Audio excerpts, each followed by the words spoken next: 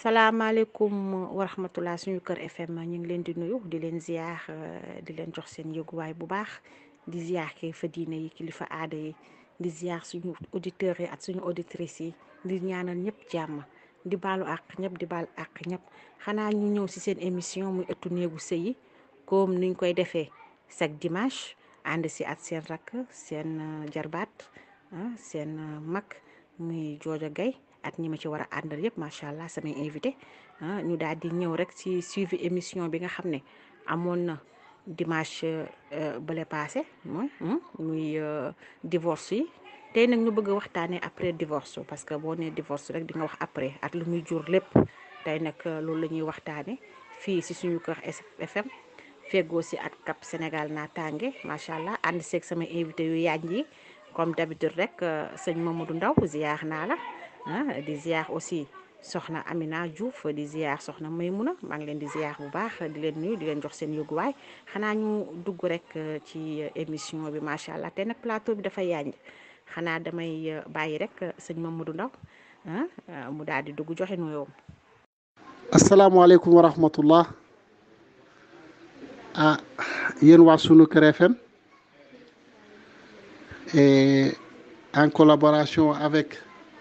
Cap Sénégal Natangué dirigé par le président Abdoulaye Fall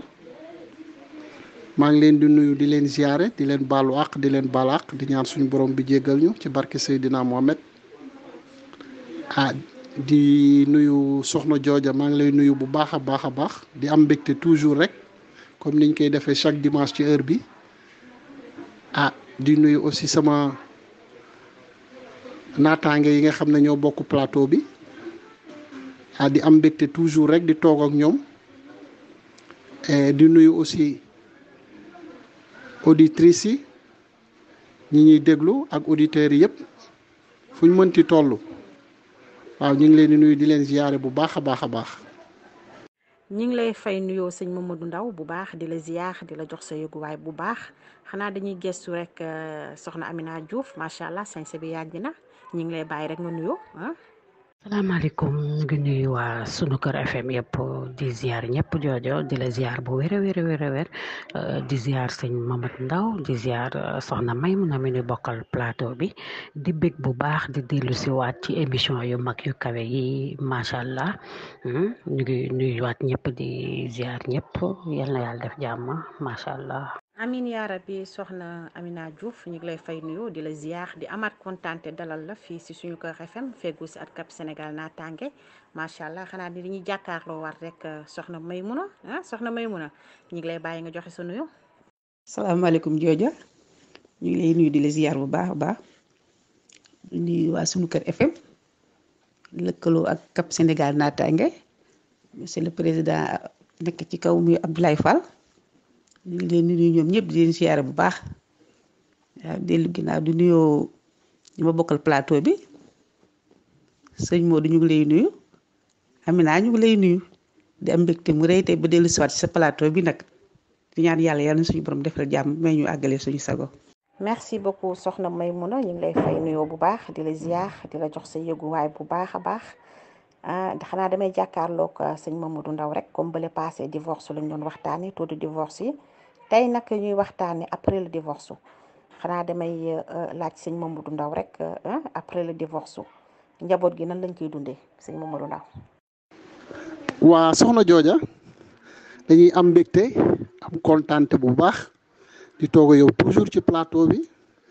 ak sama ñaari jigéen ñi nga xam ne macha allah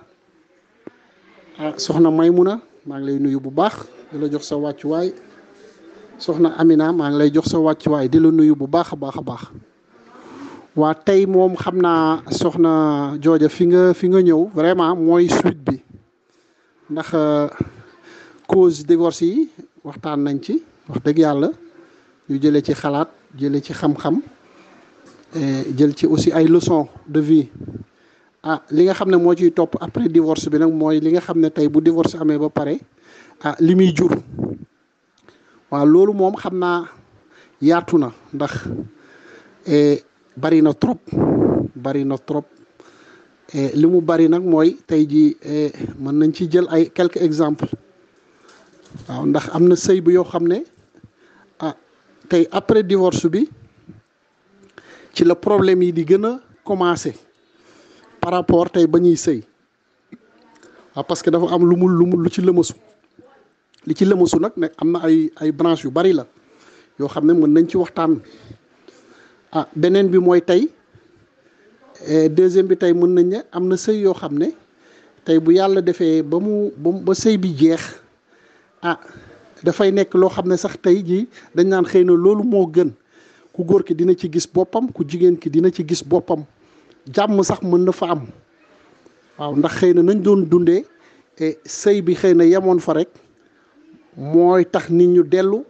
muy ku góor ki wala ku jigéen ki ku nekk amaat sa jàmm loolu gis nañ ko aussi ci ay sëy xëy na bariwul mais gis nañ ko ci ay sëy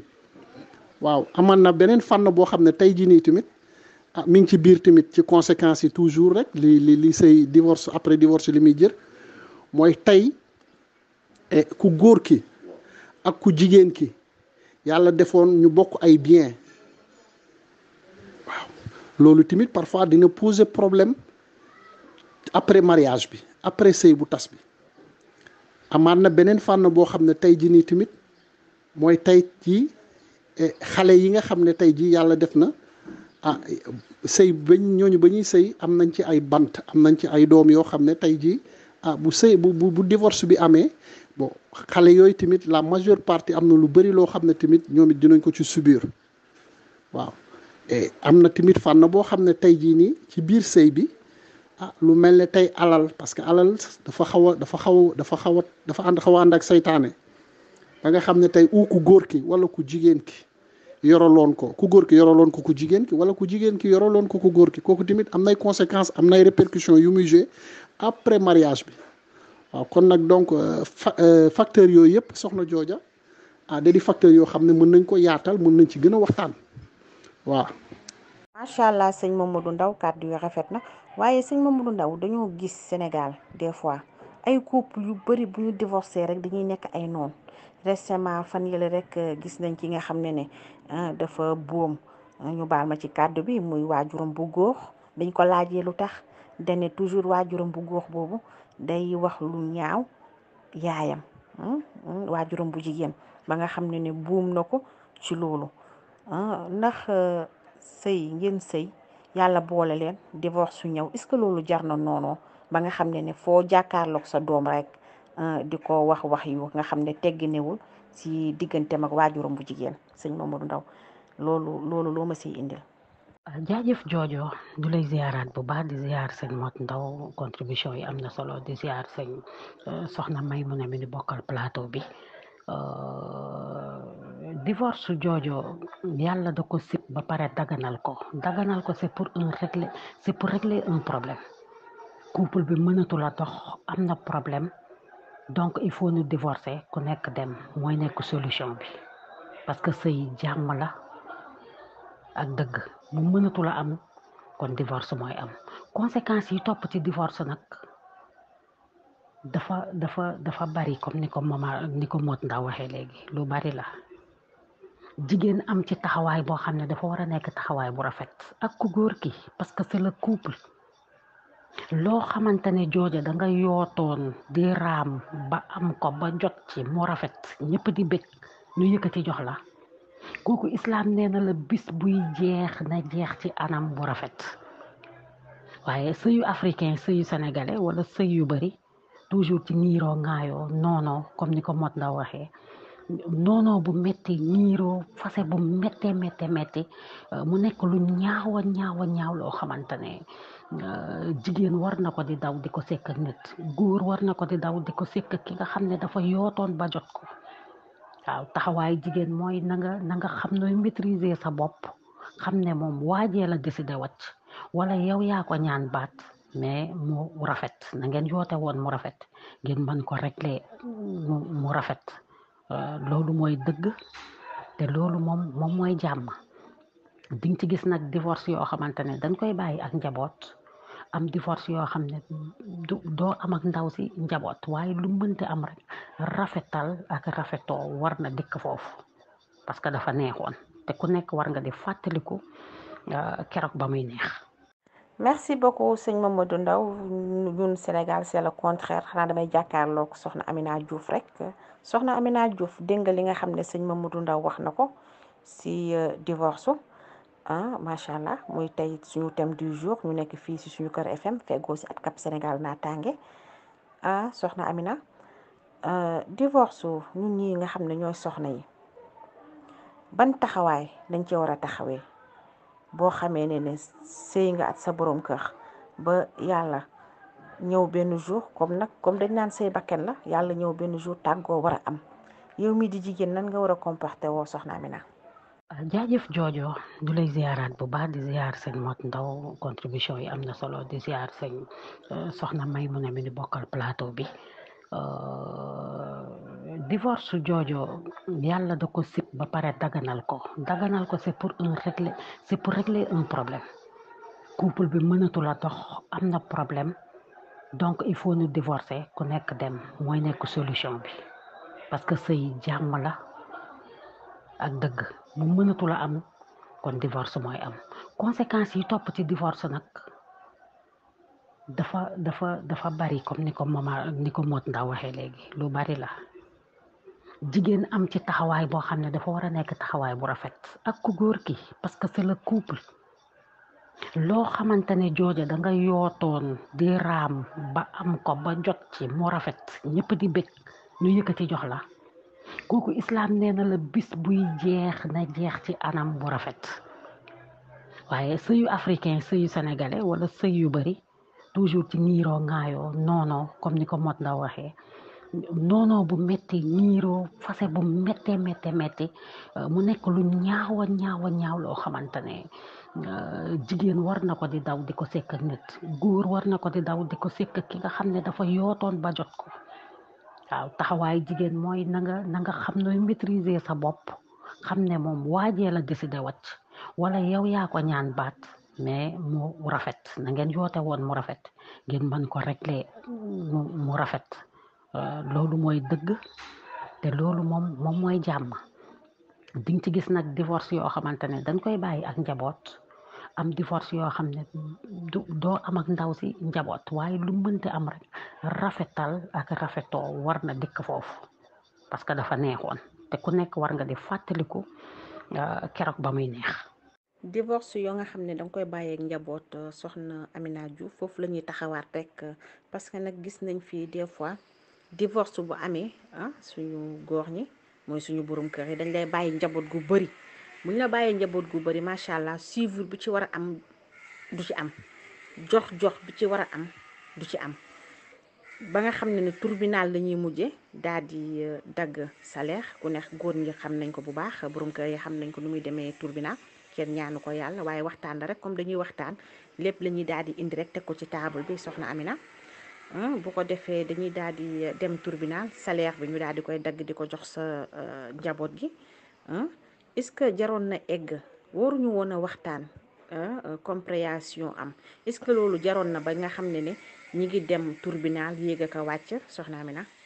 jaru ko woon joojo pour yéeg tribunal wàcc jaru ko woon pour yéeg tribunal wàcc vraiment du ko woon jar mooy lu ñaaw li waaw nga di ko bàyyeeg sa njaboot ñuy gis loolu di dégg loolu mu nekk nettali bu ñaaw loolu rafetul ngay gis joojo surtout dislocation njaboot gi ñii dañuy dem féeteeg seen yaay ñii féeteeg seen papa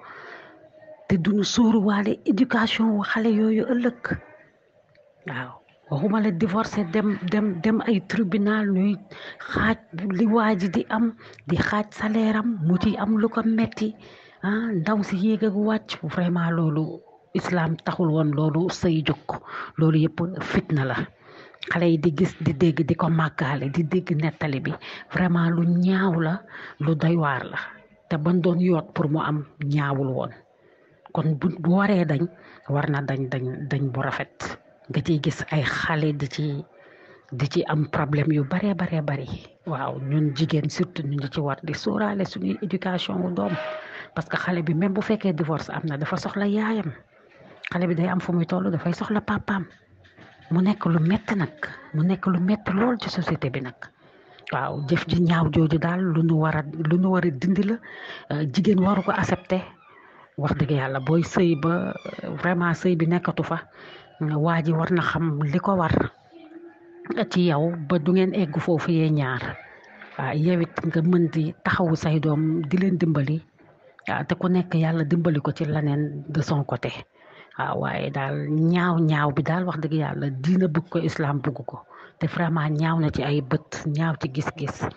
ak éducation xale yi waruñu di gis yooyu wala di dégg yooyu ndax xale aussi warta yaroo entre deux familles vraiment warul yaroo entre deux familles bu boobaa yar bi dafay des vraiment dafay des jukko yi dafay des et vraiment c'est vraiment lamentable quoi. macha allah soxna Amina ñaaw bi jaru ko woon jërëjëf kàddu yu rafet na xanaa damay jàkkaarloog soxna Maymuna rek soxna Maymuna dégg nga li nga xam ne sa naataango yi wax nañ ko ci divorce dégg nga aussi li nga xam ne soxna Amina wax na ko mooy ñaaw yi nga xam ne mi ngi am fii Sénégal après divorce ba nga xam ne day laal njaboot gi day laal doom yi day laal kër gi day laal sa waajur yi dem na sax ba nga xam ne waajur ak waajur yi nga xam ne yàlla boole na leen kii jur ku góor ki kii jur ku jigéen ki noonoo bi day dem ba nga xam ne day laal ñooñu bëgg naa nga duggal ma ci loolu soxna Maymuna. waaw soxna Jooja maa ngi am mbégte mu di duggaat nuyuwaat Mamadou nuyuwaat Amina waaw soxna Jooja sëy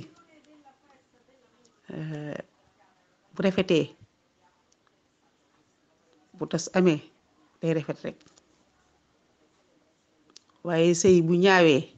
bu tas amee day ñaaw rek te li ci gën a mitti nag mooy xale yi li ci seetluwul xale yi lay gën a def choc soxna Jooja dara gën la metti sa yaay ak sa papa di séparé woo ku ne dem choc bu mittee ngoogu ci xale loo xamante ne bu ko màggalee lu mitti lay doon soxna Jooja bi ci des ak lu mën a am ak lu mën a ne boroom kër loo mer bu divorce amee bu ko yóbbu ci yoon ndax li soxna Amina wax rek gis nga yóbbu sa boroom kër ci yoon ala loo xamante ne day law du fay ba ci say sët ak say sëtaat aw xas la wuy doon ëllëg boo xamante ne nii ñun mbokki jigéen ñi war nañ kaa xoolaat xuloog doom aadama mu ne la yow doxal fële yow mi xam ne sa papa dafa yóbbu woon sa yaay dafa yóbbul sa papa tribunal loolu ala loo xamante du fay nañ ci góorgóorlu ak lu mën a ne rek bu la alali àddina jiital ba nga yóbbu sa jëkkër tribunal yenn yàlla mosoon dëkk sëy buy tas wala bu am problème te yàlla moo fekk fu muy tas man Maymuna waaye soxna Jooja li ma la mën a wax dëgg jigéen daal muy ko góor ka jigéen daal bu sëyee ba yàlla def mu tas na rafet rek waaw rafetal ba daal bu ko defee ànd ak ngorom ku góor ki ànd ak ngorom jàmm rek mooy am waaw jàmm rek mooy am. ànd ak ngor jërëjëf soxna Maymuna kàddu yoo rafet na waaye soxna Maymuna dañuy am fu ñu taxawaat rek maak yow parce que gis nañ fi tas yi nga xam ne mooy divorce yi nga xam ne borom kër gi mooy ku góor ki day taxaw ne moom du maye baat ku ne day ñaan mu ne du maye baat ba nga xam ne pour tribunal ba sax buñ fa yeggee pour mu signer këyit divorce bi sax du yomb lu jafe lay doon boobu góor loo koy wax soxna Maymuna ndax yaakaar naa ne nag comme ni ñu koy waxee chaque jour ànd dagan na tàkkalikoo yi dagan na suñu borom tàkkalikoo sax la njëkk a bind ko ànd waaye da koo bind ba pare daal di koy sib daal di koy dàq est-ce que góor war na taxaw ne du ma maye baat ba nga xam ne di ngeen dem kilifa yi wax nañ ba nga xam ne ci tribunal ngeen di mujjee est-ce que ku góor ki waroon na xaar ba ñuy egg foofu. waaw soxna Jooja góor it war na am lu muy moytu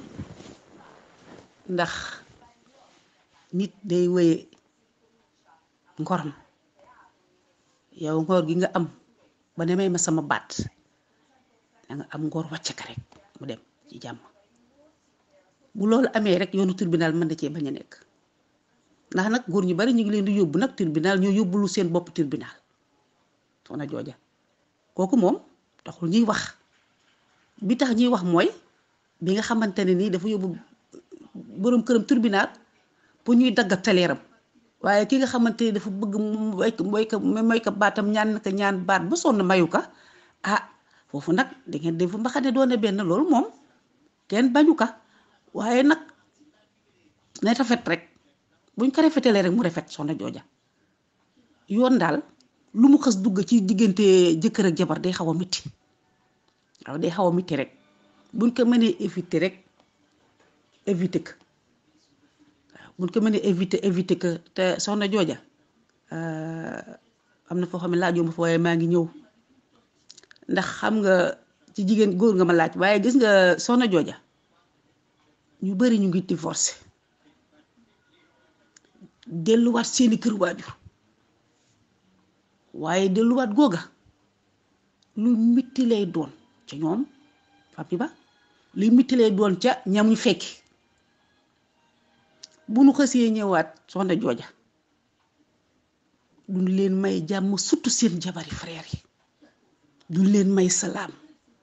ñu jàppale leen ci jàppale gi dëgg kay jëkk jàppale mooy yaay ja foofu problème yi bari na fa lool soxna jooja foofu moom laajuma fa waaye foofu maa fa dugg rek pour mbiral la leen lool foofu moom cooli bari na fi lool ci sëy delluwaat ba waaw metti na fa nag laal laa amul lu ma ciy sànniwaat rek. jërëjëf soxna Maymuna macha allah kàddu yi rafet na comme ni nga ko waxee rek lu metti ngay dund foofu mooy kër gañ la muuree woon ba yóbbu la nga daal di fay dellu si waat nan ngay dundaatee foofu ak ña nga fay fekk nan lañ koy dundee dëgg la lu metti lay doon xanaa damay jàkkaarloo war rek sëñ Mamadou Ndaw sëñ Mamadou Ndaw dégg li nga xam ne soxna Maymuna wax na ko ci divorce ñu muur la nga jóge ci sëy daal di dem sëy yi ñëwaat dellu si waat ci kër googu foofu waajur yi njëkk yi jarbaat yi nga fekkaat ci biir kër gi nan lañ lay xoolee foofu bëgg naa nga dugal ma fa sëñ Mamadou Ndaw. waa soxna jooja vraiment waxtaan wi neex na trop am na solo bu baax a baax di remercier aussi suñu jigéen ñi soxna Amina ak soxna Maymuna vraiment ñu wax fi wax joo xam ne kuy déglu rek war nga ci jëlee njariñ ndax li may wax toujours rek mooy ñoom ñooy jigéen ñi yàlla daf la am lu mu leen bay am lu mu leen berleel waaw ñoom ñooy ëpp lu ñuy toog ci biir néegu sëy yi kon ñoom liñ ci xam tey jii ni ñun góor ñi peut-être xamuñu ko ci bon concernant li nga xam ne tey jii ku doo yàlla defoon ko jigéen bu doon sëy ba sëyam tas mu jóge ci biir sëy ba ñëwaat seen kër bon foofu côté boobu man ci sama xalaat mooy ça dépend rek des familles ça dépend des familles parce que c'est pas dit forcément que yow retourné nga seen kër da nga sëyi woon rek boo ñëwaatee seen kër da ngay am ay problème waaw mi ngi dépendre lépp mi ngi dépendre ci famille yi am na famille yoo xam ne vraiment boo ñëwee bon tu reprends ta place bi nga xam ne moom nga occupé woon ci biir kër gi avant mi ngi dépendre aussi ci famille bi ñoom nu ñu doon dundee seen biir parce que am na famille yoo xam ne vraiment am nañ benn éducation yoo xam ne am nañ aussi benn stabilité boo xam ne tey jii c'est pas parce que sëy yi nga am nga problème ñëw nga ci kër gi rek da ngay indiwaat ay problème parce que mën nañ ko gérer mi ngi dépendre aussi ci famille yi am na famille yoo xam ne nag bon bu yàlla defee nga dem sëy yi ñëw yàlla booy def parfois sax ngay ñëw indaale say doom fekk benn famille boo xam ne déjà yow ba nga fay jógee sax ci ay problème nga ko bàyyi woon je crois que kooku boo ñëwaatee foofu problème yi dafay gën a metti ci biir kër gi waaw kon donc c'est une problème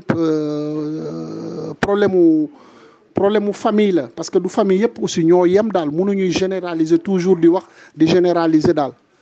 waaw soxna Amina waaw wax nga foofu lu am solo aussi kooku tamit c'est un phénomène boo xam ne mi ngi ci suñu société bi te wax dëgg yàlla li am léegi amul woon waaw li am léegi amul woon ndax bu njëkk ba tamit daan nañ gis ay sëy yu tas yoo xam ne presque kenn du ci jot ku góor ki day jàpp ci yàlla dem ku jigéen ki jàpp ci yàlla dem mais actuellement nii ça fait un bout de temps des années yoo xam ne vraiment am na benn genre comportement bu dugg ci société bi boo xam ne vraiment dama naan sax c'est un peu sadique waaw parce que bu ñu demee ba tey jii diggante ay sëy yu tas wala ay ku ñëw sëy si sa kër goro ay tuurante ndox bu tàng fii ay jamante paaka ay jaasi bon c'est devenu extrêmement grave bon man dama ne bon kër dafay am kilifa toujours loolu laay wax kër dafay am kilifa gi nag mënul nekk kudul ku góor ki waaw ku góor ki moom mooy mën a diriger këram waaw mais bu dee tey jii responsabilité bi mu war a yoree ak tey jii kilifte ni mu war a mën a toogee matul rek alors défaillance dafay am défaillance bi mooy tax ñeneen ñi les autres membres de la famille mën na nekk tey jii ku jigéen ay jabar wala ay doom wala ay tey jii ku nekk di mën a jëlal ay décision sa bopp dafa am toogaay kilifa dafa am lu mu war a mën a toogi ci kër ñun suñu waajur yi dañ doon yor ay ñeenti jabar toog mais lépp ñoo doon commandé am na yoo xam ne xalaatoo ko woon di ko fa def parce que on sentait la responsabilité on sentait aussi que kër gi am na patron mais actuellement aussi côté góor yi loolu dafa commencé aussi disparaître waaw parce que nangutuñu toog góor ñi ñu bari la majeure partie nanguwuñu toog jël responsabilité familiale man bu ma la takkee tey jii xëy na yàlla def na dama doon sëy nit sëyatuñu ay doom yi ñu bokk man ak moom des ci sama kër ma takk keneen indi ko c'est pour aussi yow nga ñëwit yow miy jigéen boo ñëwee nga toog rôlu yaay loolu tamit dafay dépendre ci ku góor ki li mu bëgg parce que nit ki lu mënta uufal sa famille rek mënula sëyal ku ñëw li nga yor ci sa famille mënuloo uufal jàppale la ci rek mënul sëy mais bu dee ñëw na toog tey jii jàppal la sa famille mu mel ne ñoom tey jii yow yaa représenté seen yaay wala tey ni nga représenté woon tey dañ naan sax yow ni nga téye ñii tey seen yaay téyewuñ loon noonu kon loolu je crois que kooku tamit dafay ku góor ki da ci am part de responsabilité bon moo tax daal wax dëgg yàlla ñun góor ñi nañu jëlaat responsabilité familiale bi nañu bàyyi fuite de responsabilité bi parce que man loolu laa ko mujj tuddee waaw parce que y a des situations yoo xam ne fuite de responsabilité bi dafa bari ba ci yar xale yi ba ci tey jii sa jabar tey nga naan bon man mënulu ma ko dara bu ma ko waxee du dégg wala lu ko neex lay def kooku munta nekk man mënuma la takk ci faras sunna sànna Mohamed nga ñëw sama kër ma pare man mënuma la yilif ñaar mooy am u dama la yilif wala jigéen du yilif boppam ci sëy nekk ci biir sëy di yilif sa bopp mënul nekk kon donc ñun góor ñi nañu xolaat bu baax fi ñuy teg suñu tànk ci famille yi waaw suñu doom yi nga xam ne tey jii tamit dañ leen a indi leen beneen xëy na koo xam ne dafa war a ñëw toogu yaay ñoom it nañ ko jàpp ne kii comme dañuy représenté comme seen yaay jox ko cëru yaay waaw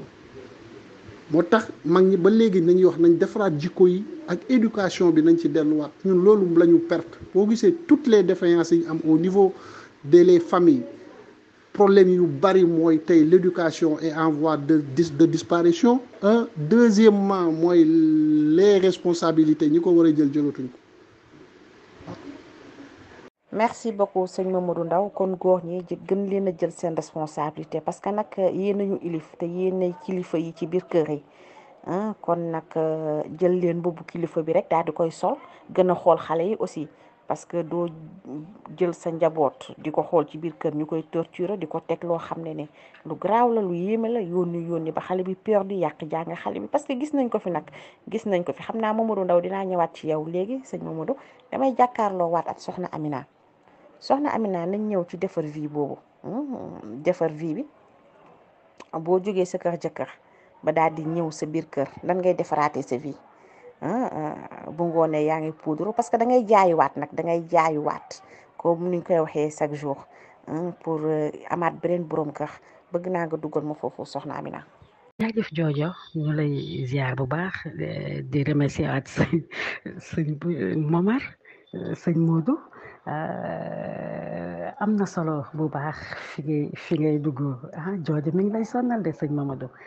jooju mi ngi lay sonnal bu wér waaw jooju ñu ñëw ci refaire sa vie bi sëñ Mamadou Ndaw njëkke woon wax sànq mu nekk benn phénomène bu garaaw ci société bi fii waaw refaire sa vie muy may fit jigéen benn façon may fit goo xamante ne xeetu farantu yoo xamante ne elle ne l'a jamais fait avant mu ñëw ci biir famille yooyu ngay wax li Mama Ndaw wax dëgg la li Moot Ndaw wax dëgg la da ngay ñëw ci famille boo xam ne peut-être doo fa xat li may mën a wax tam dëgg la yenn saa yi nga ñëw famille bi pour nga accueillir la da ngay mel ne lu fa xaw a seere xaw fa xat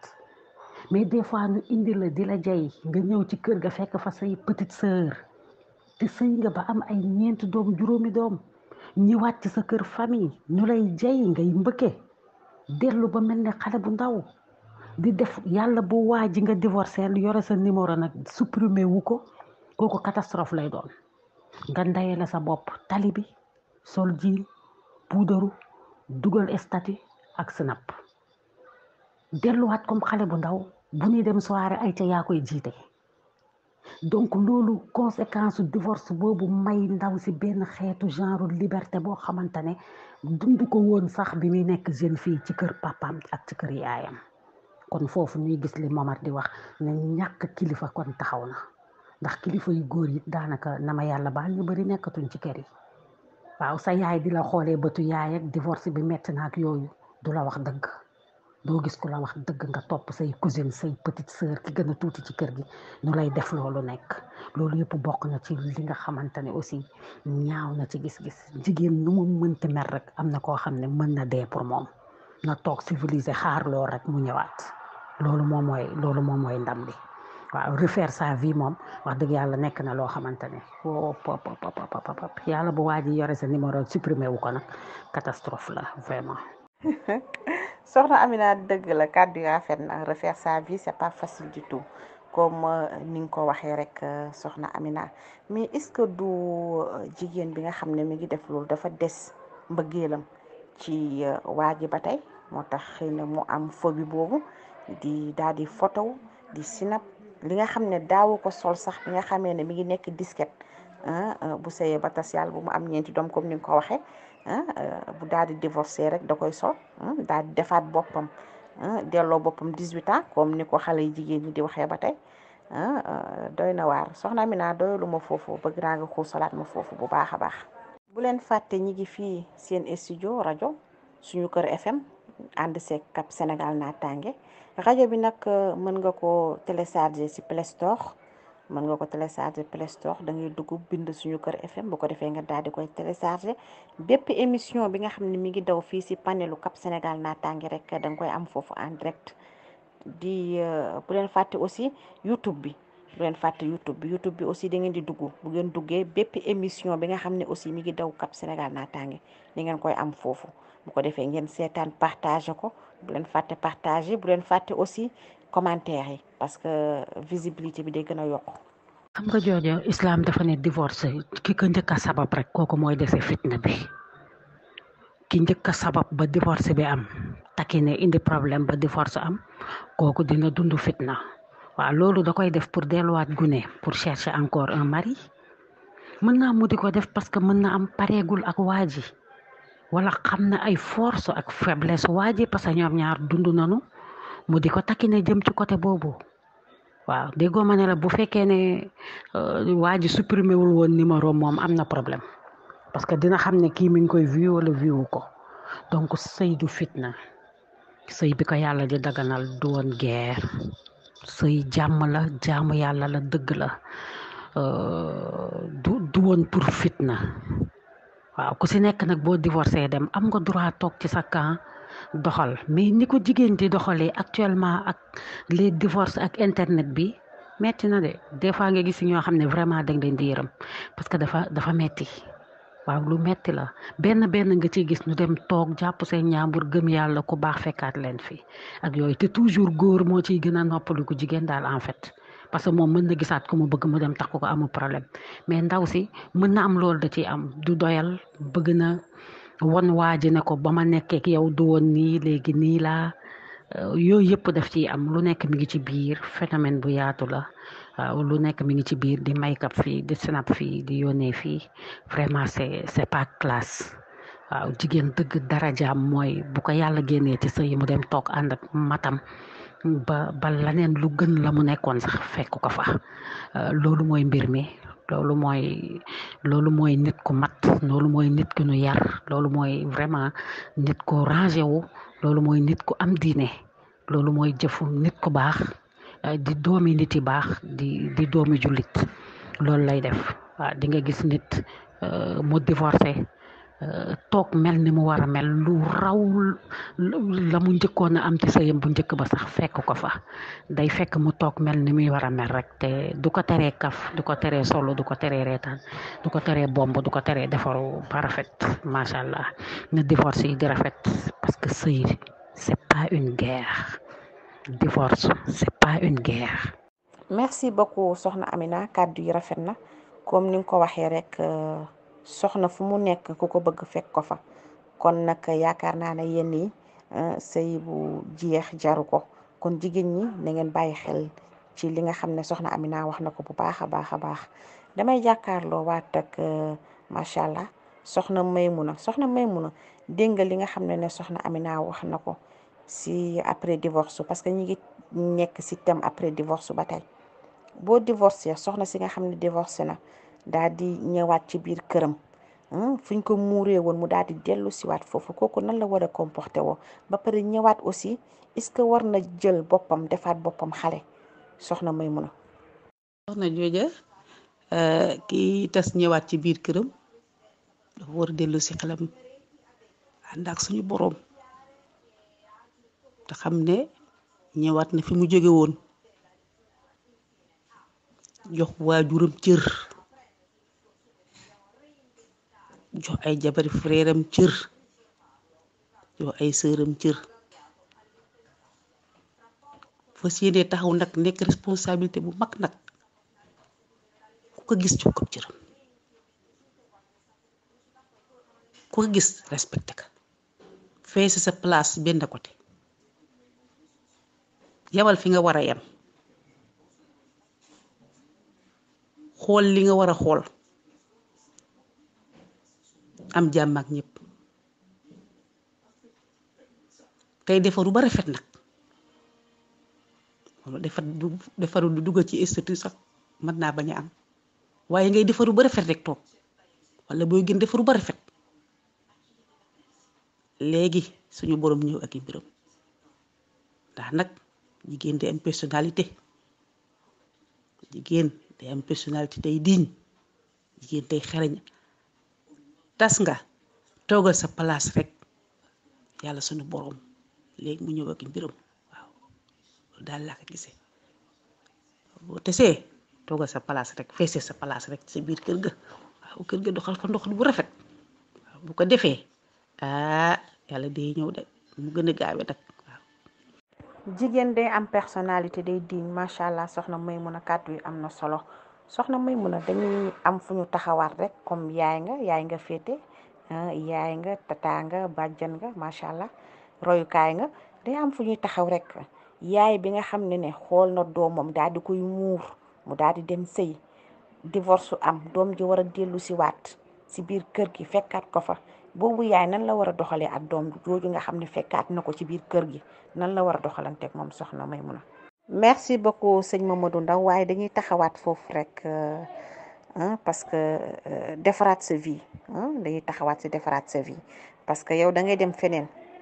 boo ci amee doom aussi da ngay yóbbaale doom yi muy ku jigéen ki wala nga bàyyi doom yi sa kër mais góor da ngay rester sa kër ak sa njaboot bu dee njaboot gi ñu ngi ci yow nga daal di wutaat beneen soxna daal di koy indi ci kër gi soxna soosu nan la war a mën a dundee ak njaboot gi nga xam ne fekk na ko sa biir kër gi muy njaboot gi nga xam ne yow yaa ko moom ak soxna si nga xam ne dem na des fois dañ ciy gis ay faay parce que gis nañu fii taayali rek góor gi nga xam ne xëy na faiblesse la lañ ko mën a tuddee moo tax ma dugal la si foofu sëñ Mamadou Ndaw mën naa ko tuddee faiblesse mën naa ko tuddee leneen ak leneen ba nga xam ne seetaan na ba soxnaam si nga xam ne fekk na njabootam ci biir kër gi daal di koy dóor lakk ko torturer xale bi te bëri na sax kooku rek moo feeñ mais am na ñu bëri ñi nga xam ne seen yaayu jiitle yi ñu ngi leen di torturer ci biir kër yi seen waajur yu góor yi daal di ciy sëgg sëñ Mamadou Ndaw bëgg naa nga duggal ma foofu. waaw soxna jooja waaw jooju doom bu dellusee da ngay xam ne mbiri suñu borom la nga faat sa doom dugal ko ci néeg di yedda tey wax ak moom léeg-léeg nga tëdd ak moom te yedda waaw booy yedda di dalal xel mi di ñëw yàlla mën naa dimbali yaay jooju waaye yaay joo xamante ne nii daka naan demal xooli feneen kii dala dan tardeel solo demal liitu feneen demal xool kële demal kooku moom jooju yaay moom taxul ñuy wax yaay di doo xale bi nu war a fee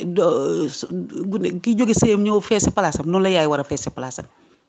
yaay doom bu ñëwee sëyit ba tas dafa war a uufaat doomam jàppal doom te naan kan muñal góorgóorlul bu la ci yàlla dugalaatee nga góorgóorlu wa ilaa sëy dina tas sax soxna jooja waaye du jeex yàlla booy def tës am ay sëy bu du jeex mën ngaa toogaat ak sa doom waxaat ak sa doom yeddaat sa doom ba sa doom mën na delluwaat ci sa sëy ba ndax sëy soxna jooja boo duggee ba ci biir sëy jooja ñaar ñu menante waxal lu rafet rek mën ngaa toppaat sa doom di wax ba mu delluwaat man ci sama gis-gis mën naa am sax bu fekkee bëggul nag toogal di nax ba yàlla indiwaat leneen waaw jaboot daal day feese place moom it day xam ne jaboot la waaw bu ñu yërëm njaboot gi di toog ak njaboot gi communication ak njaboot gi moo manqué lu bari mu ngi dal waaye loolu moo manqué surtout suñu alaaji yi suñu góor yàlla yi buñ dee toog ak njaboot gi fu nu toll def réunion de famille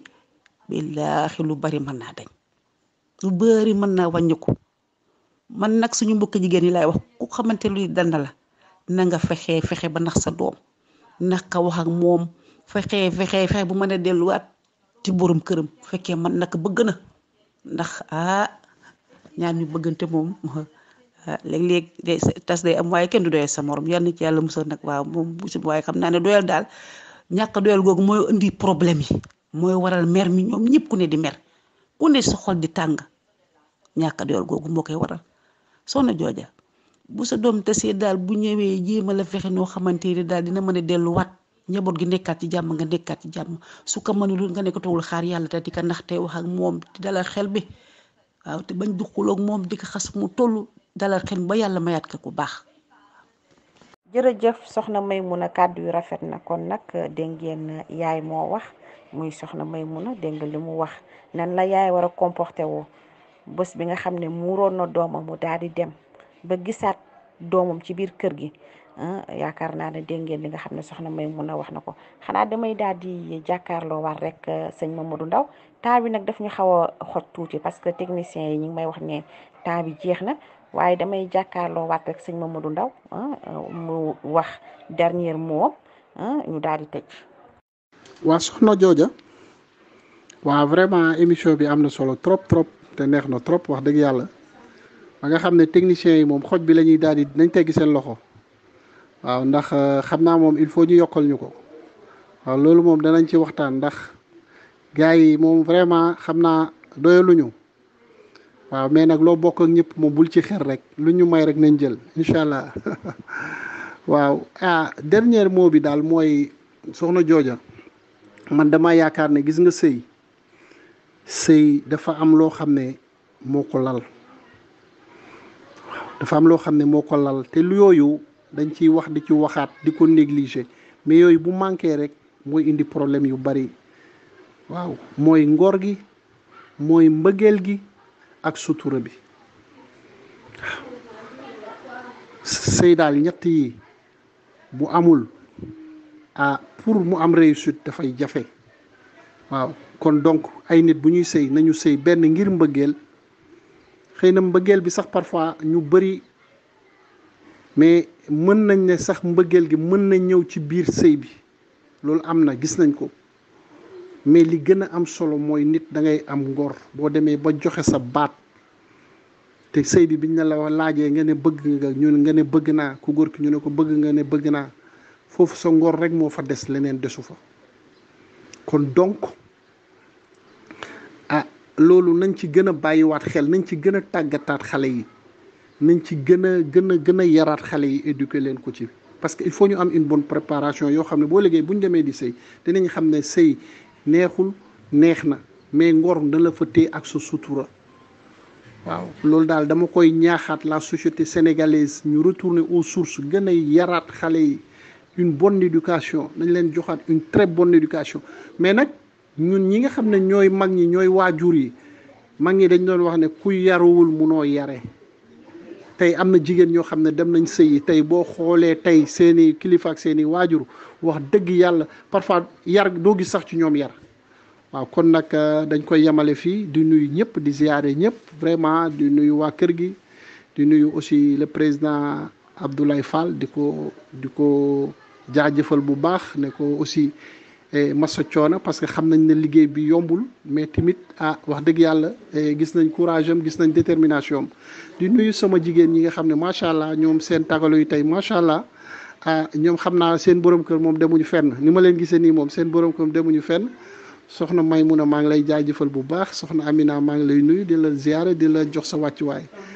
waa mais jooja yow moom mention spéciale yow moom nañ la ñaanal rek yàlla defal la tawféex wér bàyyi la suñ kanam yu bëree bëri di nuyu ñëpp di ziyaare ñëpp. merci beaucoup sëñ Mamadou Ndaw ci kàddu yu rafet yi macha allah tey kañ plateau bi dafa daal di ala daw mi rek macha allah sañ see soxna Maymuna ak soxna Amina macha allah xanaa dañuy ñaanaat heure bi rek ñu daal di koy yokku. merci beaucoup sëñ Mamadou Ndaw xanaa damay jàkkaarloog soxna Maymuna rek wax ko mu tàggoo ak dernier moom. waaw soxna Jooja bala maa wax maa ngi lay remercier ba pare soxna Jooja waaw ñu ngi lay jaajëfal lu bëree bëri macha allah ndax sa émission bi am na solo te moo xew ci jamono yow da nga ànd ak jamono nga teg ka tey soxna Jooja ñu ngi kontaan bu baax ci yow yal na yàlla fay la yal na yàlla yàggal taxawaay bi du nuyu sëñ Mamadou Ndaw barfakal moom tamit li mu indi am na solo trop Amina macha allah Amina moom dafa bokk ci loo xamante daf may reeloo rek Amina macha allah Amina ñu ngi lay bëggee waaw di bëggee waa Cap Sénégal naataange di leen ñaanal yàlla yal na yàlla jàppale leen waaw di nuyu monsieur le président sama sang boobu Abdoulaye Fall yal na yàlla jàppale leen ba seen bébét mépp suñu borom àggali ko ci jàmm mënuma wax nag ba pare te nuyu ma sama sang sama xarit daf maa yóbbante nag nee na joojo kontaan ni ci yéen ñëpp. nee na seen émission bi am na solo kontaan na lool nee na yàlla jàppale leen waaw moom wax loolu nee na ma wax la ka waaye nag maa ngi ñëwaat foofu nag di leen gën a remercier ñëpp nag kontaan naa yal na yàlla fay leen yal na yàlla yàggal taxawaay bi macha allah soxna Jooja Amina sëñ Modou macha allah jërëjëf. amiin yaa rabbi soxna Maymuna ñu ngi amoon kontaan te dalal la fii si suñu kër FM feegu see Cap Sénégal naataange maa ngi ziar sama nijaay Fall bu baax a baax boo demee nuyul ma ko bu baax. xanaa dañuy jàkkaarloo waat soxna Amina rek bu ko defee mu wax dernier moom daal di tàggoo. jaajëf joojo ñu lay ziar bu baax émission bi am na solo di ci ziar sëñ Mamadou Ndaw wax dëgg yàlla ci waxtaan yu kawe yi di ci ziar bu baax soxna Maymuna mi ma jàkkaar lool vraiment nga xam ne moom mooy la grande maman vraiment waxtaanam am solo lool te yeete. ñuy ziaraat ñëpp di wax ne rek jigéen moom personnalité jigéen yar jigéen teey jigéen tekk sëy sigi divorcé mën a sigi ca kaw waaw booy sëy sàmmonteel sëy bi rafet nga mën a sigi ca kaw fu ne nga mën faa jaar bu yàlla tuddee la neen yàlla weddi tam loolu jóge fa nga mën a sigi ca kaw loolu ndamal jigéen la jigéen âge bu mu am mën naa tiitaru nu neexal ko takk ko macha allah yal na yàlla def jàmm bu baax ñu koy fekkeewaat ay plateau yu bari maa ngi ziar auditrices yi ak auditeurs yi yëpp di bég joojo macha allah te di la félicité bu wér ci émission yu am doole yi macha allah. merci beaucoup soxna Amina xanaa di wax amin rek ñaan yi nga xam ne ñaan nañ ko fi rek yàlla nañ ko bokk ñun ñëpp amoon kontante nag dalal leen fii si suñu kër FM feggoo si ak Cap Sénégal naataange macha allah kàddu yi fi jip yi yëpp am solo kàddu yi fi jip yëpp rafet macha allah yal nañu yàlla may dégg yàlla may ñu topp seen émission waxtaanu néegu sëy ngi nii di xewee fii si suñu kër FM ànd see Cap Sénégal naataange xanaa dañuy daal di tàggoo rek ba dimanche bi di ñëw at yeneen paquet di gërëm sama invité yi muy soxna Amina sëñ Mamadou Ndaw